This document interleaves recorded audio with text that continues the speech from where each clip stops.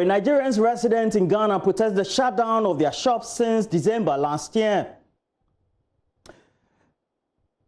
Their resolve has also been spurred by the demolition of the staff quarters at the Nigerian High Commission right here in the capital, Accra. The situation is already heightening tensions between the two countries, with several Nigerian organizations issuing strongly worded statements demanding sanctions against Ghana.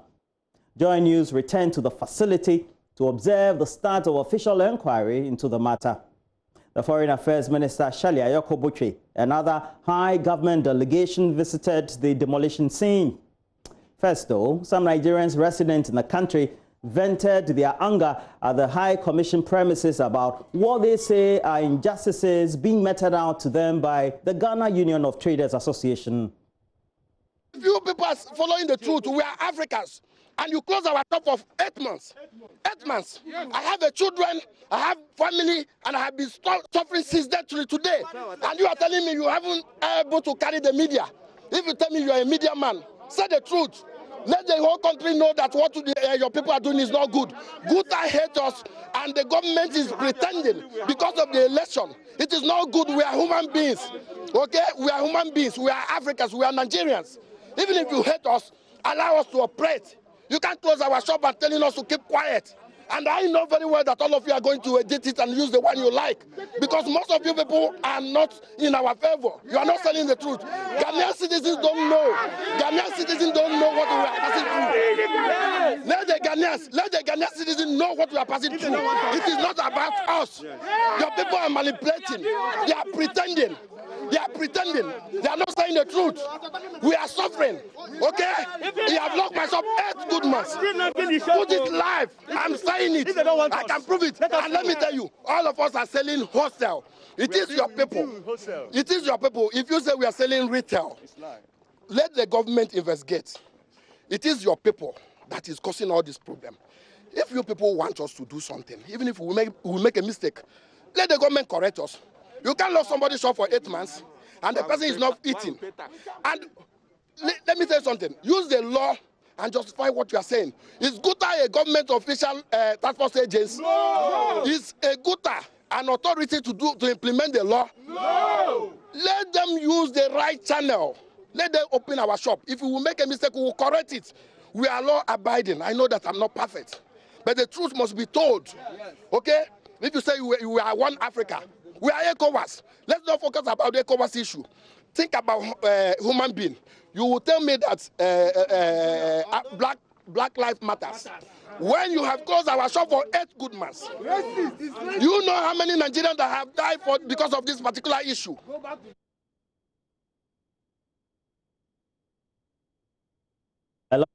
But the government of Ghana is also assuring the Nigerian High Commission it will get to the bottom of the matter.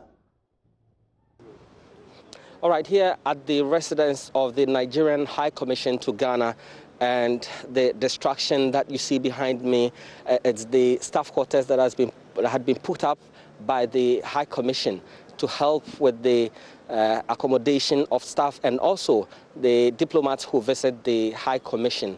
And Friday night, these armed men stormed here with bulldozers and decided to demolish it. And today, we've had the Foreign Affairs Minister, Huigh Commission, visiting here. We continue to work together. I mean, even with friends or siblings, there's bound to be issues. But it is how the issues are resolved that will determine the friendship going forward. And I think that we will do all we can to resolve this matter. It can never be plain sailing. For where relationships are concerned. These things will happen that will shake relationships, but I believe that if we stick together and we resolve it, it will be okay. Who's going to bear the cost of damage? This is the Foreign Ministry you're talking to. The appropriate agencies will deal with this matter. We have come to have a look at it, to have first-hand information, so that when we are doing our part, we'll be able to do it with a lot of information from a point of view of first-hand information. The other agencies, police is seized with the matter. national security is also seized with the matter. The Lands Commission, under the Lands Ministry, will also deal with it. We will all be involved in this matter. I wasn't here. I do not know the identity of the people. My job is to ensure that they are protected under the Vienna Convention as a foreign ministry. But the head of the Osu traditional area has released a statement. Is that indicating that they know something about it? All this will be investigated by the Ghana police. It doesn't fall within my purview to make those assertions, but I believe that no stone will be unturned. Everything will be done to ensure that we bring the perpetrators to book. The IGP has also followed, the National Security Minister has also followed. No consent. We have no litigation against us.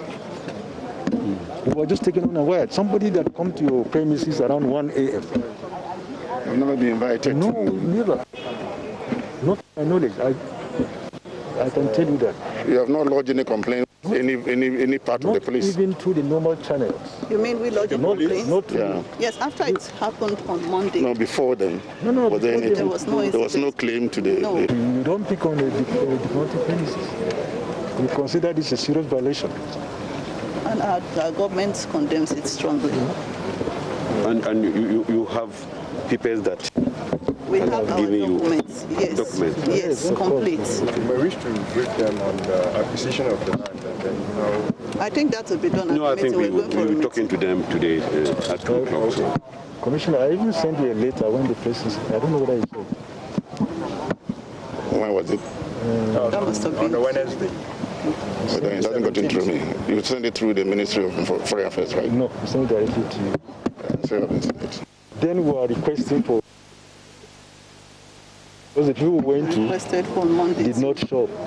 They didn't show. But you have my number. You call me often. So why didn't you call me on I felt that, hence we have reported... When it really mattered, rather, you decide to write. You should have called me on phone. That's the night. The letter didn't get to me. I actually called the diplomatic police and they requesting that please, this is what happened and there is need for deployment of the police. Well, Fred Smith compiled that story there, but that's what we have to get onto the streams and speak to the Dean of Academic Affairs at the Ghana Armed Forces Command and Staff College. And Dr. Vladimir Danzo is on stream. Good evening to you, but there could be implications. What are the main implications of this very action that has been taken by so-called security personnel that went there on Saturday? Thank you for having me. This some kind of infraction which needs to be investigated. The Ghana government has said it has no hand in it. The persons who did that, we don't know yet, but it has been done. So I think until we have a full report of the investigation, we will be very speculative. But the fact still remains that embassy premises are non-violable. I mean, by the Vienna Conventions, you cannot enter the place until you are invited. But several questions need to be asked. Since the Osu has indicated that there has been some infraction and that the land has not been properly acquired, blah, blah, blah. And I think the minister has indicated that all these things will be investigated. Normally, if you have title deed, if the embassy has a title deed, then we don't have any right to be there, be it government or any other agent. So I strongly suspect that it's something which is a diplomatic kind of situation, and it's not going to escalate into anything.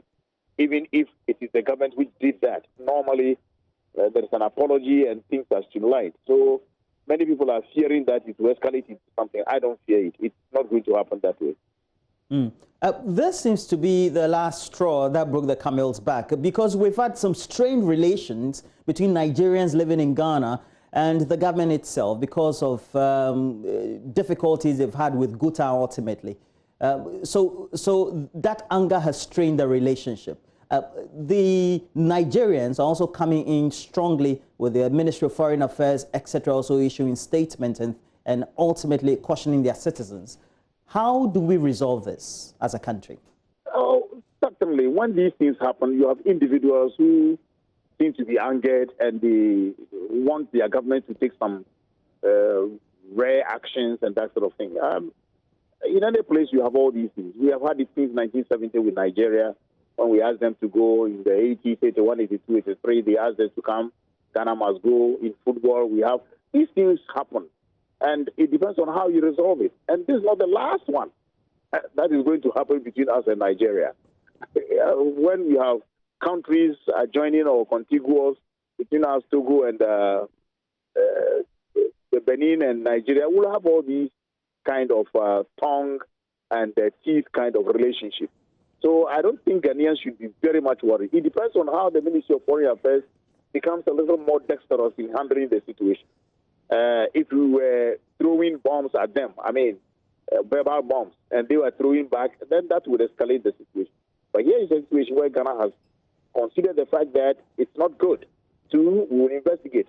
3, we will see what we do after that. And I don't think that what other people are calling for, the blood of Ghanaians or whatever, or the ministry would work. It wouldn't work. I promise you it wouldn't work. The Nigerian Ministry of Foreign Affairs is well above that. They know that in international relations, these things happen. Some worse things happen. Let me give you an example. The Israelis went and bombed Iraq in 1986. You know, it was a serious breach of international law. Today, Israelis are still bombing Lebanon and other places. Today, Egypt is saying we're going to Libya. Turkey is already in Libya, bombing left and right. These are more serious infractions of territorial integrity and things like that. But we are not at that. We are just at a point where the embassy premises have been violated. How did it come about? And you will solve that problem very easily. Okay. All right. Thank you very much. Thank you for joining us. Dr. Vladimir Danzo there.